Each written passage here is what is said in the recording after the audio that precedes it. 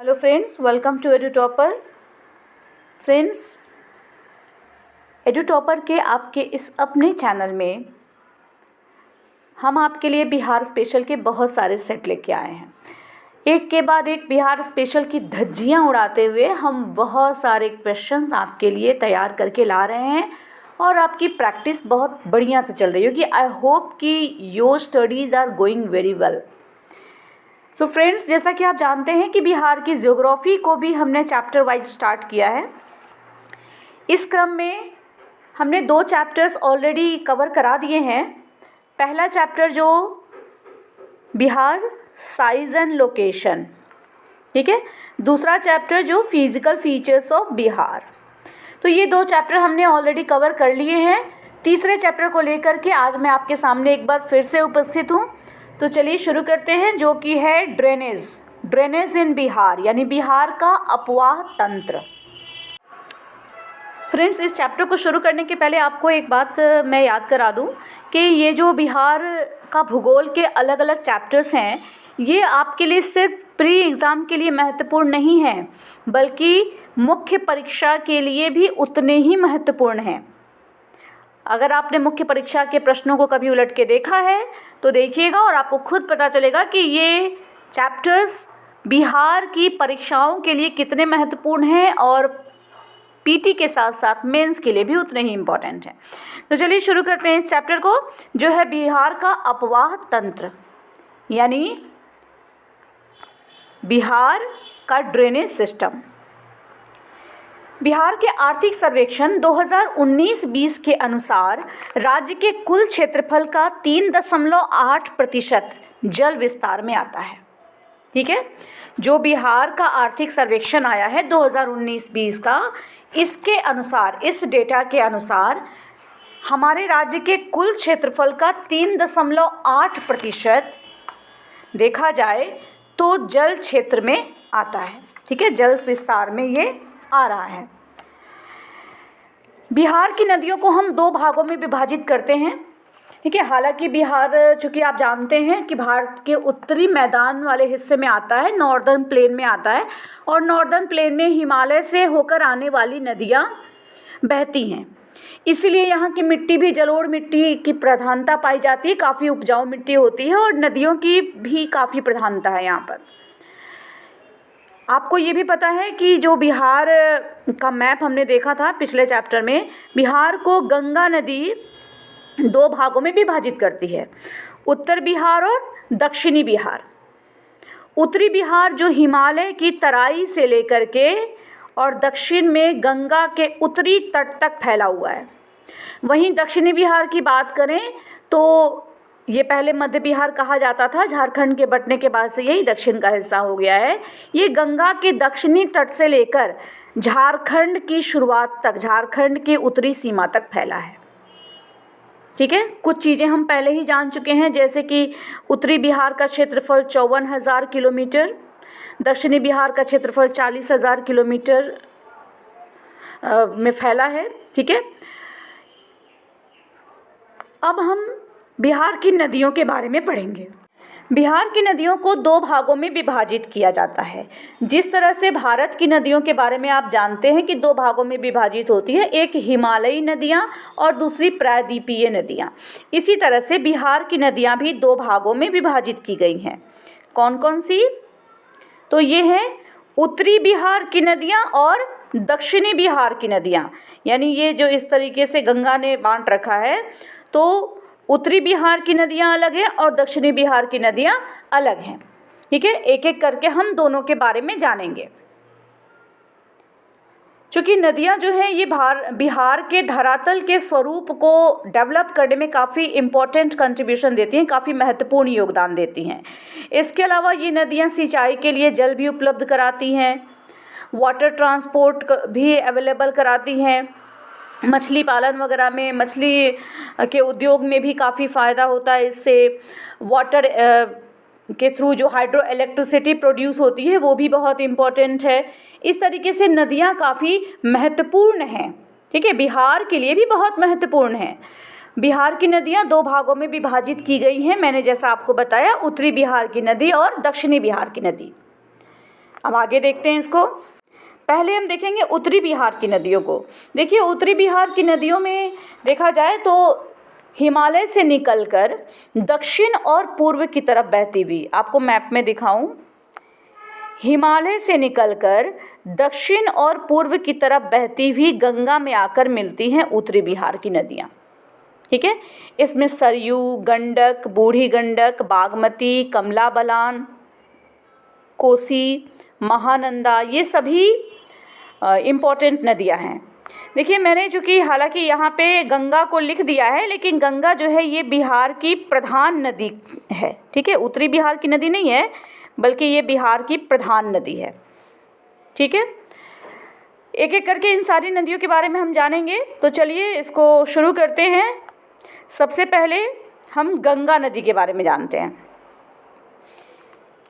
गंगा नदी की बात करें तो काफ़ी इसके बारे में आपको जानकारी होगी भी, लेकिन फिर भी मेरी ये जिम्मेदारी है कि बिहार के अंतर्गत आने पर गंगा नदी से संबंधित जो भी महत्वपूर्ण प्रश्न होते हैं बिहार के अंतर्गत, वो इस सेट में मैं आपको बताऊं, क्योंकि ये बिहार का भूगोल है, भारत का भूगोल नहीं है, विश्व का भूगोल नहीं है।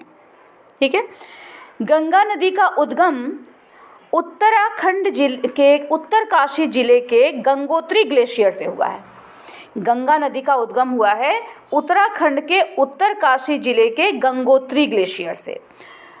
गंगोत्री ग्लेशियर बहुत ही सुंदर नज़ारा वहाँ होता है। गंगोत्री ग्लेशियर के पास मैं गई भी हूँ और बहुत ही सुंदर लगता है। गोमुख से निकलती है गंगा नदी, और गंगा नदी चूँकि हमारे हिंदुस्तान में, हमारे भारत की सबसे पवित्र नदी भी मानी जाती है। चलिए, तो हम बिहार के एस्पेक्ट में पढ़ रहे हैं, तो ये तो जान लिया कि इसका उद्गम उत्तराखंड के उत्तरकाशी जिले के गंगोत्री ग्लेशियर से हुआ है। चौसा के निकट, चौसा के पास ये बिहार के मैदान में प्रवेश करती है। ठीक है, चौसा के पास ये बिहार के मैदान में प्रवेश करती है। बिहार के मैदान को ये दो भागों में बांटते हुए प्रवेश करती है, जैसा कि मैंने आपको बताया। देखिए जगह जगह मैंने इसलिए मैप बना रखे हैं। बिहार के मैदान को दो भागों में बांटते हुए ये प्रवेश करती है। यहाँ पे बिहार में गंगा नदी की लंबाई है 445 किलोमीटर। ये मैंने अपने सेट में शामिल भी किया था, और आप देखिएगा जब आप इन सारे चैप्टर्स को पढ़ लेंगे तो बिहार से संबंधित भूगोल के सेट लगाना आपके लिए कितना आसान हो जाएगा। बिहार में गंगा नदी की लंबाई कितनी है? 445 किलोमीटर। बिहार में गंगा नदी 7 प्रमंडलों से होके बहती है। ये मैंने आपको पिछले सेट में बताया हुआ है, तो इसलिए मुझे उम्मीद है कि आपने देखा होगा। वहाँ पे 7 प्रमंडलों से होकर के बिहार में गंगा नदी बहती है, और गंगा नदी की सबसे अधिक लंबाई पटना में है। ठीक है, पटना में गंगा नदी की सबसे अधिक लंबाई है। एक बार फिर से इसको मैप में देख लेते हैं। बिहार में उत्तर प्रदेश से होते हुए चौसा होते हुए गंगा नदी प्रवेश करती है, 2 भागों में बांटती हुई निकलती है। ठीक है, सबसे ज़्यादा लंबाई इसकी पटना में है। पूरे बिहार की बात करें तो 445 किलोमीटर इसकी कुल लंबाई है। साथ ही साथ हम देखें तो बिहार के 12 जिले गंगा नदी के तट पर स्थित हैं। इसके बारे में भी मैं पूर्व में आपको बता चुकी हूँ। इस नदी का मुहाना, गंगा नदी का मुहाना, ये अंततः जा करके बंगाल खाड़ी में मिलती है। ज़्यादा डिटेल बताने की ज़रूरत मुझे इस सेट में नहीं है, फिर भी आपको कुछ बातें बता दूं। बिहार से होते हुए जब ये झारखंड में लगभग 40 किलोमीटर की दूरी तय करते हुए बांग्लादेश में पश्चिम बंगाल में जाती है, तो ये 2 भागों में बंट जाती है। एक भागीरथी और दूसरी हुगली, 2 धाराएं हो जाती हैं इसकी। हुगली जो धारा है ये चली जाती है, फिर आपका इधर जाके बंगाल की खाड़ी में मिल जाती है, जबकि भागीरथी जो धारा है ना, ये चली जाती है बांग्लादेश में। बांग्लादेश में एंटर करते ही इसका नाम हो जाता है पद्मा। बांग्लादेश में एंटर करते ही इसका नाम हो जाता है पद्मा। और यहाँ पर बांग्लादेश में ये मिलती है ब्रह्मपुत्र से। अभी तक इसका नाम पद्मा ही रहता है, बहुत लोग कंफ्यूज होते हैं, लेकिन अभी तक इसका नाम पद्मा ही रहता है ब्रह्मपुत्र से मिलने के बाद भी। लेकिन जब एक मेघना नदी आके इसमें मिलती है, तब इस संयुक्त धारा का नाम मेघना हो जाता है। ठीक है, तो ये तो गंगा नदी की बात थी, और गंगा ब्रह्मपुत्र मिलकर विश्व का सबसे बड़ा डेल्टा बनाते हैं, जिसका नाम है सुंदरबन का डेल्टा, जहाँ सुंदरी के पेड़ पाए जाते हैं। ये तो थोड़ी एक्स्ट्रा जानकारी थी। वापस लौटते हैं बिहार पे।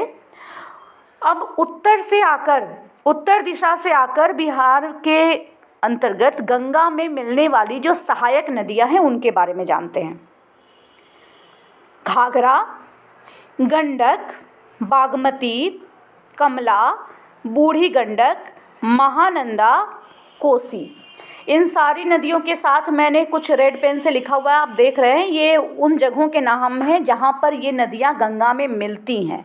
2 नदियों के साथ मैंने नहीं लिखा है, कारण ये है कि बागमती नदी जो है ये कोसी में आके मिलती है, ठीक है।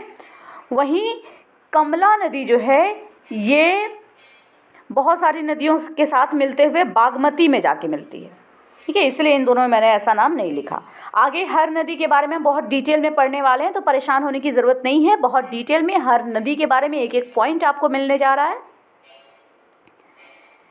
दक्षिण से आकर मिलने वाली सहायक नदियों के नाम भी यहाँ देख लेते हैं हम। कर्मनासा, सोन, पुनपुन, हरोहर, फल्गु, क्यूल, ठीक है। अब एक एक करके इनके बारे में जानेंगे। पहले थोड़ा सा देख लेते हैं, कुछ इसकी विशेषताएं हैं, कुछ इंपॉर्टेंट पॉइंट्स हैं जो जानने ज़रूरी हैं। होता क्या है ना कि उत्तर बिहार में ढाल काफ़ी कम है। मैंने पहले भी बताया था, उत्तर बिहार में ढाल काफ़ी कम है।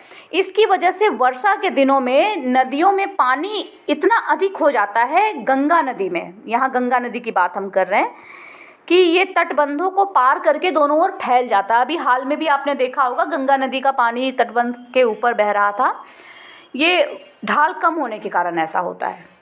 गंगा के तट पर 12 जिले हैं, अभी मैंने आपको बताया था। इन 12 जिलों के नाम भी हैं बक्सर, भोजपुर, सारण, वैशाली, पटना, समस्तीपुर, मुंगेर, भागलपुर, खगड़िया, बेगूसराय, लखीसराय और कटिहार। इसमें सबसे लंबी जो गंगा नदी बहती है वो पटना में बहती है। बिहार की राजधानी पटना गंगा नदी के तट पर स्थित है, ठीक है। इसके बाद हम एक एक करके जानते हैं गंगा की सहायक नदियों के बारे में। इस क्रम में सबसे पहली जो हमें नदी मिल रही है वो है सरयू नदी। सरयू नदी जिसको घाघरा भी कहते हैं, ठीक है, घाघरा भी सरयू नदी का ही नाम है। इसका उद्गम नामपा नेपाल से है। नामपा नेपाल से ये निकलती है और उत्तर प्रदेश के मैदानी भागों में तेज़ी से बहती हुई ये सारण जिले के पास बिहार में प्रवेश करती है। उत्तर प्रदेश में आप जानते हैं अयोध्या सरयू नदी दोनों लिंक्ड है। अयोध्या में ही सरयू नदी हमें मिलती है और सरयू के तट पर कई तरह की कहानियाँ आपने सुनी भी होंगी। तो सारण के पास ये आके बिहार में मिलती है। फिर छपरा के पास इसका गंगा में संगम होता है। देखिए कुछ पॉइंट्स जो मैंने हाईलाइटेड किए हैं हर नदी के बारे में। एक तो उसका उद्गम कहाँ से है, कहाँ से बिहार में प्रवेश करती है, कहाँ पर गंगा में मिलती है और बिहार में लंबाई कितनी है। जितना आंकड़ा मुझे मिल सका है, जितनी जानकारी मुझे अलग अलग स्रोतों से मिल सकी है, वो सारी चीज़ें मैंने इंक्लूड करने की कोशिश की है। आप लोग विभिन्न तरह की किताबें पढ़ते हैं, लुसेंट पढ़ते हैं, इम्तियाज़ अहमद जी की किताब पढ़ते हैं, समग्र पढ़ते हैं, तथ्यसार, बहुत सारी किताबें आप लोग पढ़ते हैं और हर किताब में अलग अलग तरीके से जानकारी दी रहती है, ऑथेंटिक ही रहती है। मैं नहीं कह रही कि किसी में गलत दिया रहता है, सब में सही रहता है, लेकिन तथ्यों का संकलन बहुत ज़रूरी होता है। कभी कभी किसी पुस्तक में कोई बात मिल जाती है, किसी में कुछ छूट जाता है। यहाँ पर मैंने पूरी कोशिश की है कि ज़्यादा से ज़्यादा तथ्य आपको ज़्यादा फैक्ट नदियों के बारे में पता चल सके बिहार के संदर्भ में। बिहार में सरयू नदी की लंबाई कितनी है? 83 किलोमीटर। एक बार फिर से रिवाइज करते हैं। उद्गम नामपा नेपाल में, सारण के पास बिहार में प्रवेश, छपरा के निकट गंगा में संगम, बिहार में इसकी लंबाई 83 किलोमीटर। बिहार में सबसे पश्चिम में ये गंगा में मिलती है। चलिए मैप पे देखते हैं। बिहार में ये नदी गंगा में सबसे पश्चिम दिशा की तरफ मिलती है, ठीक है। कहाँ? छपरा के पास, है ना, छपरा के पास गंगा नदी में ये मिल जाती है। बिहार में गंगा की उत्तरी सहायक नदी है ये, ठीक है, उत्तर दिशा से आती है। साथ ही साथ गंगा के बाएं तट से मिलती है ये नदी, गंगा के बाएं तट से ये नदी मिलती है, ये बहुत ध्यान रखना जरूरी है। गंगा जा रही है, बाएं तट से मिलती है ये। अपने ऊपरी भाग में ये काली नदी के नाम से विख्यात होती है। देखिए बहुत महत्वपूर्ण है, सरयू नदी का एक नाम हमने जाना था घाघरा, और एक नाम ये अपने ऊपरी भाग में जब ये नामपा नेपाल से निकलती है वहाँ पर ये काली नदी के नाम से भी जानी जाती है। बिहार और उत्तर प्रदेश की सीमा का निर्धारण ये नदी करती है, ये भी बहुत महत्वपूर्ण पॉइंट है। बिहार और उत्तर प्रदेश की सीमा का निर्धारण करती है सरयू नदी, और भी नदियां हैं लेकिन सरयू नदी भी करती है। बिहार में प्रवेश के साथ ही ऊपरी भाग में इसको कहीं कहीं लखनदेई और करनाली के नाम से भी जाना जाता है, ठीक है। ये सरयू नदी के बारे में कंप्लीट इन्फॉर्मेशन थी बिहार के संदर्भ में। अगली जो हमारी नदी है वो है गंडक। गंडक नदी उत्तर पश्चिमी बिहार की प्रमुख नदी है। उत्तर पश्चिमी बिहार यानी बिहार का इस तरीके से जो मैप होता है इसमें उत्तर पश्चिमी बिहार की मुख्य नदी है ये। नेपाल हिमालय से इसका उद्गम होता है, ठीक है, नेपाल हिमालय से इसका उद्गम हो रहा है। साथ ही साथ ये देखा जाए तो पटना में पहलेजा घाट के पास आकर गंगा में इसका संगम हो जाता है। पटना में पहलेजा घाट के पास आकर गंगा में इसका संगम होता है। नेपाल में इस नदी को सप्तगंडकी नाम से भी जानते हैं। नेपाल में इस नदी को किस नाम से जानते हैं? सप्तगंडकी नाम से। बिहार में देखें तो वाल्मीकि नगर होते हुए ये प्रवेश करती है। जब आप वाल्मीकि नगर जाएंगे तो वहाँ पे आपको गंडक बराज मिलेगा, गंडक नदी मिलेगी। गंडक नदी के उस पार आप जाएंगे तो नेपाल मिल जाएगा और इस पार आएंगे तो भारत होगा, ठीक है। तो वाल्मीकि नगर होते हुए ये प्रवेश करती है नदी। ये नारायणी और शालिग्रामी के नाम से भी विख्यात है। देखिए शालिग्राम पत्थर जो होता है ना, जिसको विष्णु भगवान का एक रूप मानते हैं, ये इसी नदी में मिलता है नेपाल में। तो ये नारायणी और शालिग्रामी के नाम से भी विख्यात है। उत्तर प्रदेश और बिहार के बीच की सीमा का निर्धारण ये नदी भी करती है। देखिए अभी अभी सरयू नदी हमने देखा था, गंडक नदी भी उत्तर प्रदेश और बिहार के बीच की सीमा का निर्धारण करती है। इसके अलावा जब यहाँ बराज नहीं बना था ना, वाल्मीकि नगर में गंडक बराज जब नहीं बना था तो यहाँ पे ये बाढ़ का एक महत्वपूर्ण कारण थी। लेकिन जब यहाँ पे बराज बन गया है, गंडक बराज, तो बाढ़ अब इसकी वजह से उतना भयानक रूप से नहीं आती। बाढ़ की विभीषिका काफ़ी कम हो गई है। बिहार में इसकी लंबाई की बात करें, जो शायद लिखना मेरे से मिस हो गया, तो ये 260 किलोमीटर है। आप लोग नोट कर लीजिएगा। कोशिश करूँगी कि PDF मैं जब दूँ तो उसमें आपको ये मेंशन कर दूँ।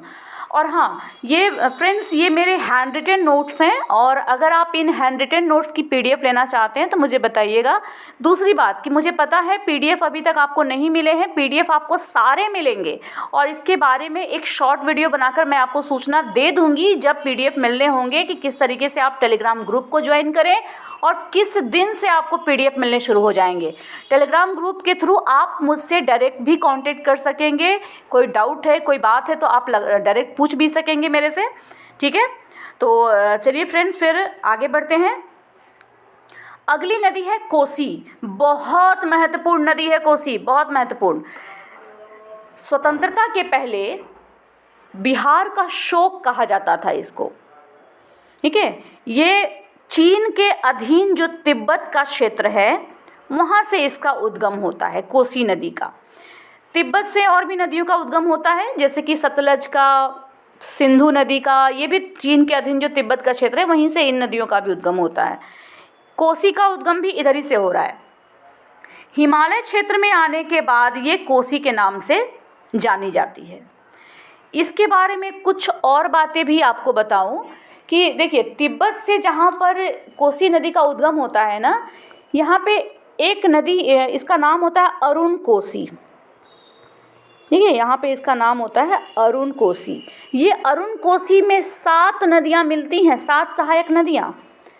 सन कोसी, भोटे कोसी, तामा कोसी, यूट कोसी, इस तरह से 7 सहायक नदियाँ मिलती हैं और ये मिलकर के तब जा कर के ये कोसी नदी बनती है और हनुमान नगर नेपाल के पास आकर भारतीय सीमा में इसका प्रवेश होता है।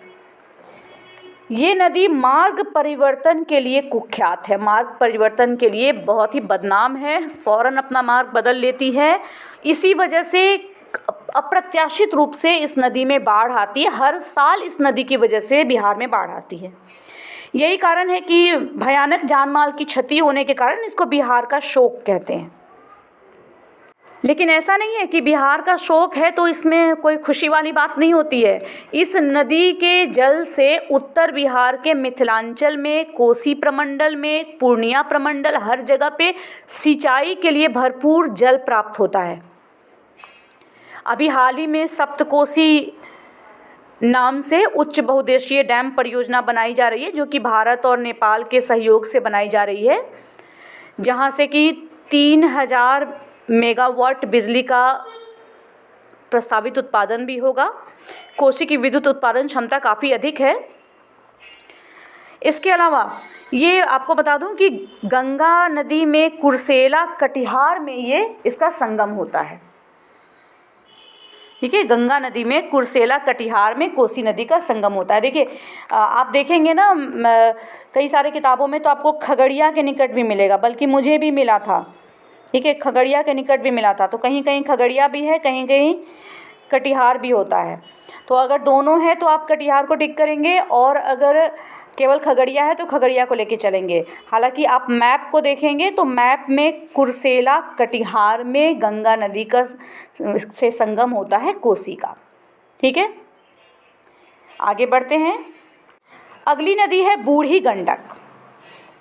बूढ़ी गंडक नदी पश्चिम चंपारण के विशंभरपुर और चौतरबा से इसका उद्गम होता है। बूढ़ी गंडक का खगड़िया के पास जाके ये गंगा में मिल जाती है।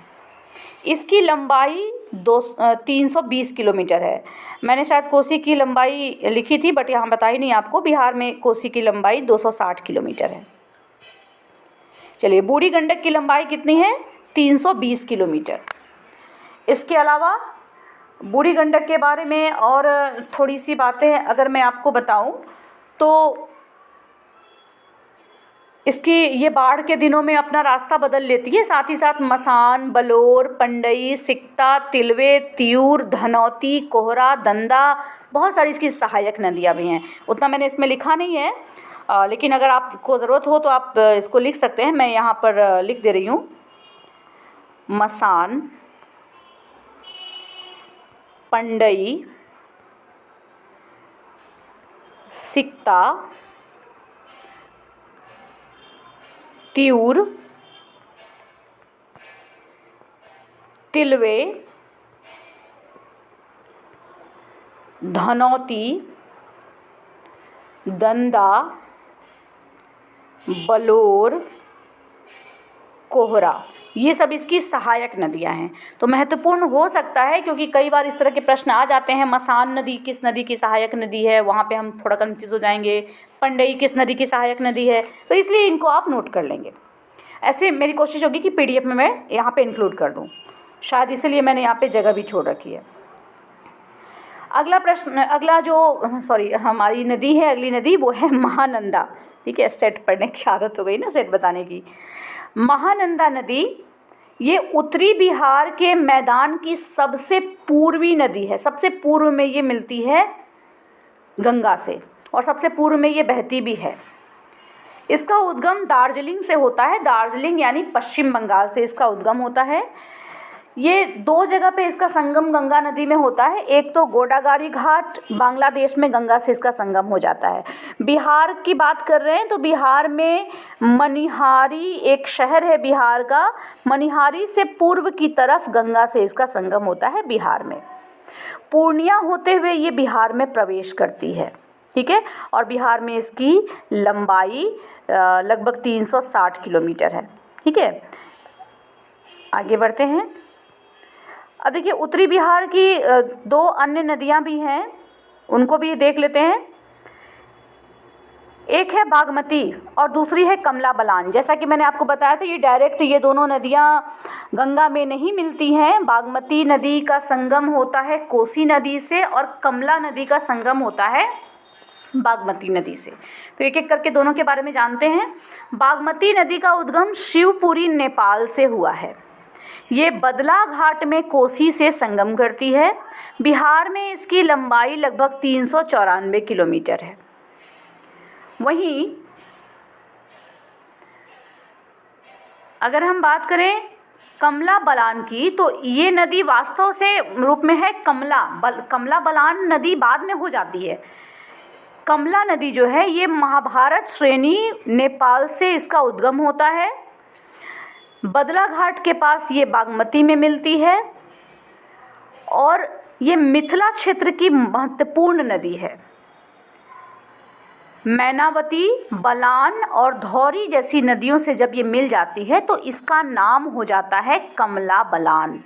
इसकी लंबाई 328 किलोमीटर है। आगे बढ़ते हैं। तो इस तरीके से फ्रेंड्स उत्तर बिहार की नदियां मैंने आपको बता दी। उम्मीद है आपने ध्यान से उसको सुना होगा और जहाँ तक मुझे लगता है कि अगर एक दो बार उसको आप फास्ट करके भी देख लेंगे तो आपका रिवीजन बहुत अच्छे से होगा। चलिए दक्षिणी बिहार की नदियों पे देखते हैं।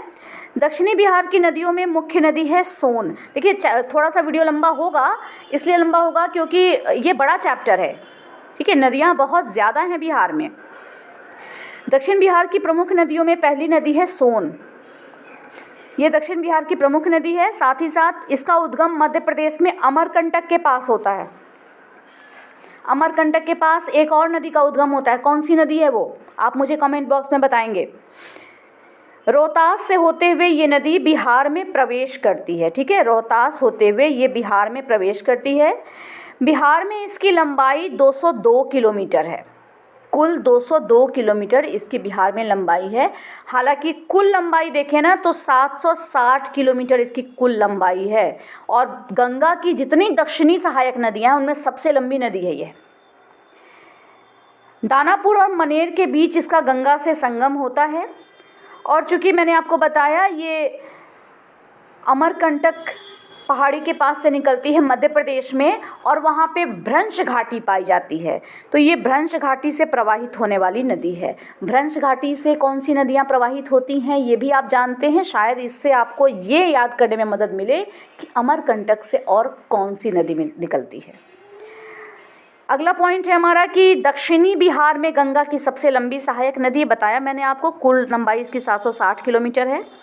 भारत का सबसे बड़ा रेल पुल अब्दुल बारी पुल इसी नदी पर बना हुआ है। अब्दुल बारी पुल जो कि कोइलवर में बना हुआ है, आरा के पास।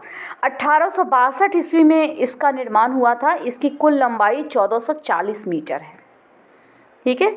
और बिहार की जो सबसे प्राचीन नहर है सोन कनाल, ये इसी सोन नदी से निकाली गई है। सोन नदी से और भी बहुत सारी नहरें निकाली गई हैं जो कि जिनसे सिंचाई का काम लिया जाता है। आगे बढ़ते हैं, दूसरी नदी को देखते हैं। नेक्स्ट नदी है फल्गु नदी। देखिए ये बिहार की एक पवित्र नदी के रूप में मानी जाती है। इस नदी का काफ़ी धार्मिक महत्व भी है। ये छोटा नागपुर पठार से निकलती है, हजारीबाग से इसका उद्गम होता है। बिहार में इसकी लंबाई 235 किलोमीटर है। फल्गु नदी की लंबाई अगर बिहार में बात करें तो हालांकि इसकी कुल लंबाई 235 किलोमीटर है, बिहार में भी इससे थोड़ी सी कम होगी। कुल लंबाई का डेटा नहीं मिल पाया मुझे, इसलिए मैंने इसको लिखा है। इसकी कुल लंबाई मान लीजिए आप 235 किलोमीटर है, ठीक है। इसका संगम गंगा नदी में होता है। इसकी मुख्य धारा है निरंजना। निरंजना नाम से आपको कुछ याद आया होगा। निरंजना नदी के किनारे ही महात्मा बुद्ध को, गौतम बुद्ध को ज्ञान की प्राप्ति हुई थी। बोध गया के पास मोहना नदी से जब ये मिल जाती है निरंजना धारा, तब ये कहलाती है फल्गु। इसी नदी के तट पर गौतम बुद्ध को ज्ञान की प्राप्ति हुई थी। इसको अंतः सलीला या लीलाजन के नाम से भी जाना जाता है। ये भी इसके अलग नाम है, निरंजना, फल्गु, अंतः सलीला और लीलाजन। नेक्स्ट नदी है पुनपुन नदी। पुनपुन नदी का उद्गम छोटा नागपुर पठार से हुआ है, पलामू से। फतुहा के निकट ये गंगा से संगम करती है। पटना के पास, फतुहा के निकट। बिहार में इसकी लंबाई 200 किलोमीटर है। ठीक है, बिहार में इसकी लंबाई 200 किलोमीटर है, लगभग 200 से 235 किलोमीटर के आसपास। कीकट और बमागधी के नाम से भी इसको जाना जाता है। कीकट और बमागधी इस नाम से भी प्रसिद्ध है ये नदी। पटना के लिए कई बार ये बाढ़ का कारण भी बनती है। नेक्स्ट नदी है अजय नदी। अजय नदी जमुई के बटवाड़ से इसका उद्गम होता है। जमुई के बटवाड़ से पश्चिमी बंगाल में भागीरथी नदी से इसका संगम होता है। मैंने बताया है आपको कि गंगा नदी पश्चिम बंगाल में जाने के बाद फरक्का के पास से दो भागों में बट जाती है, एक हुगली और दूसरी भागीरथी धारा। पश्चिम बंगाल में इसी भागीरथी धारा से इसका संगम होता है। देवघर होते हुए ये झारखंड में प्रवेश करती है। देवघर होते हुए झारखंड में प्रवेश करती है। इसको अजयावती या अजमती के नाम से भी जाना जाता है। कौन सी नदी? अजय नदी। अगली नदी है कर्मनासा नदी। जैसा कि नाम से ही ये स्पष्ट है, नाम से ही जान सकते हैं हम कि कर्म का नाश करने वाली इसको नदी माना जाता है। धार्मिक आधार पर इसे काफ़ी अपवित्र मानते हैं। ये विंध्याचल की पहाड़ियों से निकलती है, शारदो कैमूर से, और विंध्याचल यानी कि विंध्य पहाड़ियों से। ठीक है, विंध्याचल यानी मैं उत्तर प्रदेश के विंध्याचल की बात नहीं कर रही, विंध्य की पहाड़ियों से निकलती है और शारदो कैमूर से निकलती है। ये चौसा के पास आके गंगा नदी से इसका संगम हो जाता है। बिहार में इसे अशुभ नदी के तौर पे जाना जाता है, धार्मिक तौर पर। अगली नदी है किऊल नदी। किऊल नदी का उद्गम हजारीबाग के पठार से होता है।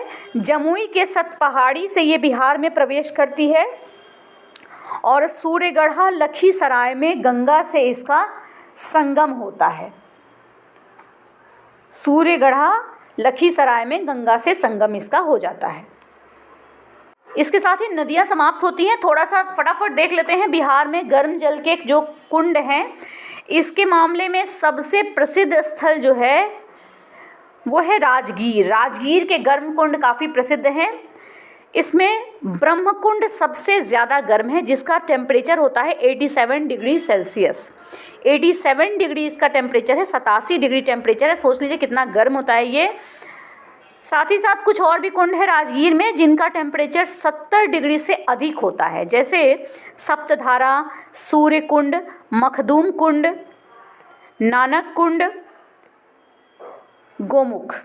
इस तरीके से ये सारे कुंड हैं राजगीर में। कुछ कुंड मुंगेर में भी पाए जाते हैं, जैसे सीता कुंड, लक्ष्मण कुंड, रामेश्वर कुंड, ऋषि कुंड। इनमें लक्ष्मण कुंड सबसे गर्म है, जिसका टेम्परेचर है 62 डिग्री। नोट में मैंने लिखा है कि इन सोतों का, इन कुंडों का तापमान सालों भर एक समान रहता है, चाहे कोई भी मौसम हो। और इसका संबंध माना जाता है कि मृत ज्वालामुखी या भूगर्भ में स्थित रेडियो सक्रिय खनिजों से है, जिसके कारण इसका तापमान सालों भर एक जैसा रहता है। इसमें खनिज भी पाए जाते हैं। कुछ केमिकल विश्लेषण किए गए हैं, रासायनिक विश्लेषण किए गए हैं, तो मालूम चला कि इसमें खनिज, लवण, गंधक, ये सब काफ़ी मात्रा में मिले हैं। आगे चलते हैं। इसके साथ ही बिहार के कुछ प्रमुख जलप्रपात हैं, उनको भी देख लेते हैं। बिहार का सबसे प्रमुख जलप्रपात है काकोलत, जो नवादा में है। आपको बता दूं कि इसको बिहार का कश्मीर भी कहते हैं। 150 से 160 फीट ऊंचा ये जलप्रपात है, नवादा जिले में है, काकोलत इसका नाम है। दूसरा है तलहार कुंड, जो कैमूर में है। जो महत्वपूर्ण है वही मैंने लिखा है यहाँ पर। तलहार कुंड कैमूर में है, 80 मीटर इसकी ऊंचाई है। धुआं कुंड जो कि सासाराम में है, धोबा नदी पर। ये 30 मीटर ऊंचा कुंड है, 30 मीटर ऊंचा, आई थिंक मैंने कुंड बोल दिया, सॉरी, जलप्रपात है। करकटगढ़ कैमूर में है, जो उत्तर प्रदेश सीमा के पास स्थित है। कुछ महत्वपूर्ण कुंडों के बारे में बता दूं, जैसे कि मैंने आपसे कहा कि काकोलत नवादा में है यहाँ पे, ठीक है। इसी तरह से तलहार कुंड और करकटगढ़ जो जलप्रपात है वो कैमूर में है। ये हुआ नवादा, कैमूर। इसी प्रकार यहाँ नालंदा है और नालंदा के राजगीर में ब्रह्मकुंड है जो सबसे गर्म कुंड है। इसके अलावा घोड़ा कटोरा झील भी यहाँ पाई जाती है, पांडु पोखर भी यहाँ पे है। ठीक है, साथ ही मुंगेर की बात मैंने अभी आपसे की थी। मुंगेर का लोकेशन ये रहा, यहाँ पे लक्ष्मण कुंड, सीता कुंड, रामेश्वर कुंड, ऋषि कुंड, ये सारे कुंड हैं जिनमें लक्ष्मण कुंड सबसे ज़्यादा गर्म है जिसका टेम्परेचर है 62 डिग्री। इस तरीके से हमारा ये चैप्टर समाप्त होता है। थोड़ा लंबा हो गया है चैप्टर, तो मैं क्या करूँ, नदियाँ ही इतनी ज़्यादा हैं। ठीक है, आपको वीडियो अच्छी लगी हो, बातें समझ में आई हो तो प्लीज़ वीडियो को लाइक करें। आप लाइक नहीं करते हैं वीडियोज़ को और सब्सक्राइब भी नहीं कर रहे हैं, तो प्लीज़ इसको सब्सक्राइब करें, शेयर करें, लाइक करें वीडियो को, कमेंट करके मुझे बताएं और मेरे साथ बने रहें। Thank you.